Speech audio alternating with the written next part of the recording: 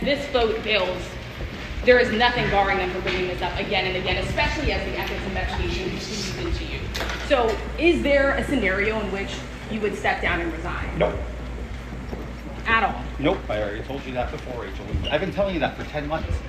That was our Rachel Scott with embattled New York Congressman George Santos, who was able to keep his seat in the House after an effort to expel him by members of his own party failed last night. Santos has admitted to a series of embellishments about his life story and has been accused of stealing from donors. Let's bring back our panel. John, Heidi, Asma, and Jay O'Brien joins us from Capitol Hill. The resolution needed a 2/3 majority to succeed, but failed with 179 to 213, 19 members voting not present. Jay, how did Santos win this vote? Who are his allies here? Well, I wouldn't necessarily call them his allies. What really happened was that there was a relative sense amongst House Republicans that they didn't want, as some who voted not to expel Santos said, is establish a kind of precedent, or at least open what some members call the Pandora's box, in which you could expel a member from the House despite them having not been convicted of a crime. That was the argument that some Republicans made.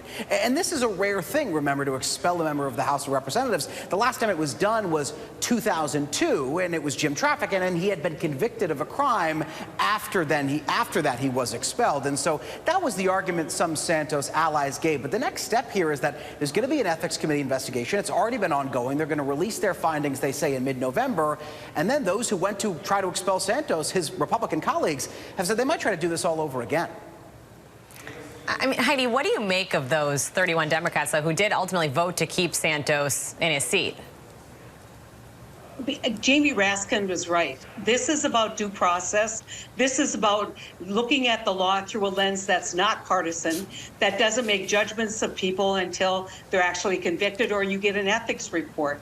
I think it says more about the Republicans in New York who promoted this. They clearly see this congressman as a liability in their reelect. They needed to do something to respond to their voters. This is what they did.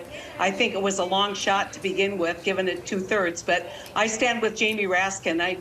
I'm proud of him every time I hear him speak, and I'm proud that he stood for the rule of law and for common sense and for doing the right thing.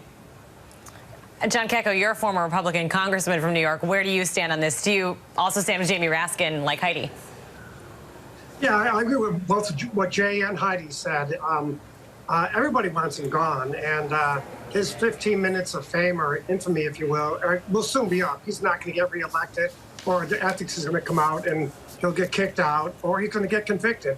Either way, he's not coming back. But there is a long-term process to be mindful of here, and I think they're spot on. You've got to follow the process. And I understand why the Republicans in New York did what they did. They're under tremendous pressure to get him out of there. He's really hurting them as well back home. So it was the right move for them to bring this motion, but it's the right move to wait and see this process through. But either way, he'll be gone next term, and there's no doubt about that. Asma, what do you think? I mean, the embattled lawmaker is facing criminal charges. He, of course, says he's innocent.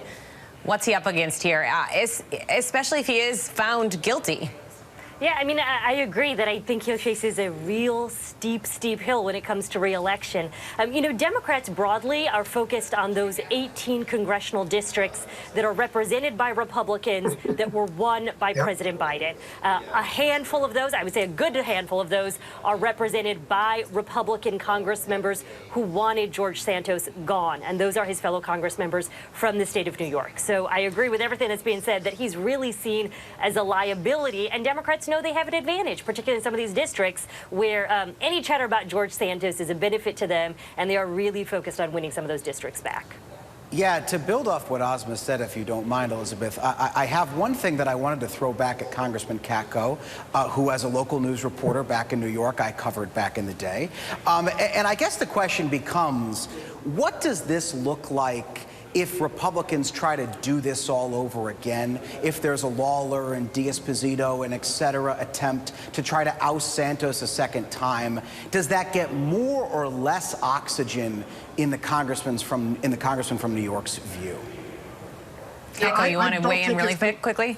Sure. I don't think it's going to make much of a difference unless and until ethics comes back and says that he needs to be gone, or if he pleads guilty or is convicted in court. I don't think you'll see it again until then. So I think that's what the process is going to be. We will see. He has defied many odds so far. John, Heidi, Jay, and Asma, thanks. Coming up on our last call, DoorDash is looking to boost tips from its customers. We'll tell you how, and our panel weighs in next.